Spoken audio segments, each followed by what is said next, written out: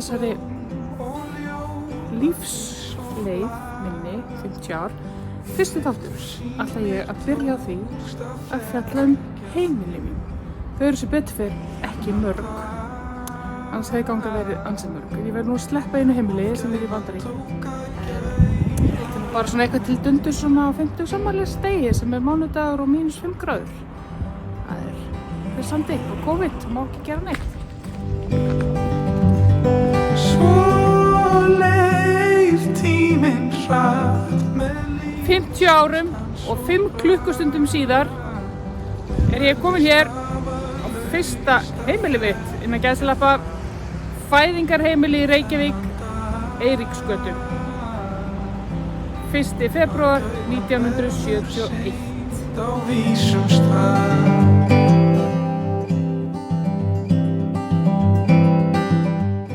Já, frá fæðingarheimilinu fór mamma og pabbi með mig hingað í að bakka 6. Þar bjó ég til að verða 5.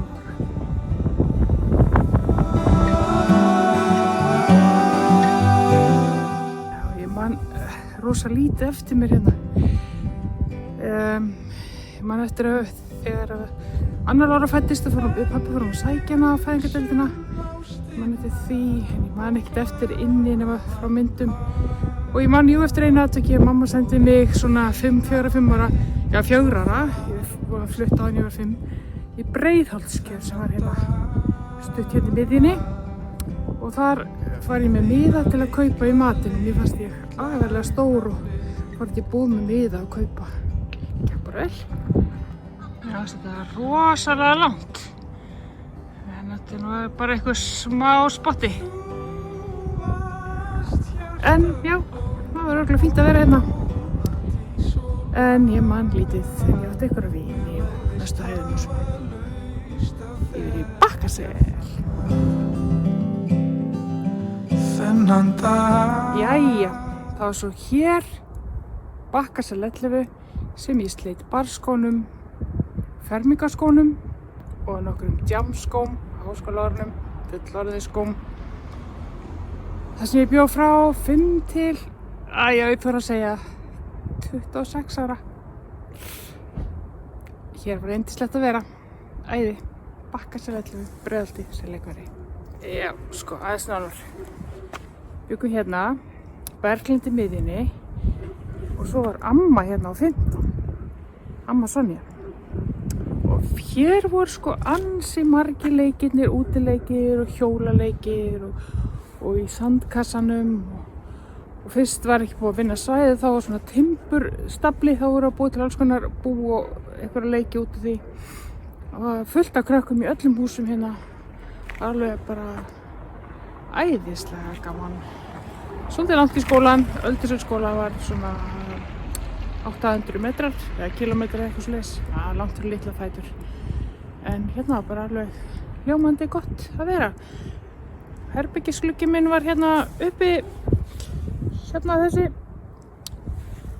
og síðar fór ég í kjallarann með rosa góða aðstöðu.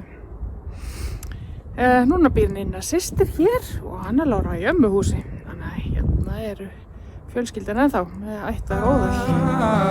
Að gæfan verður seint á vísum stað.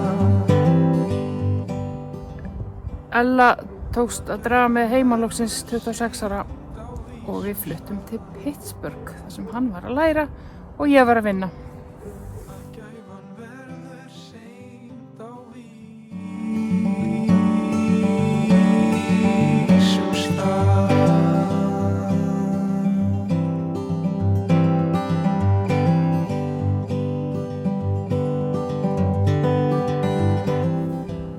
Og í Pittsburgh fæddist fyrsta barnið okkar, Birgir Örn.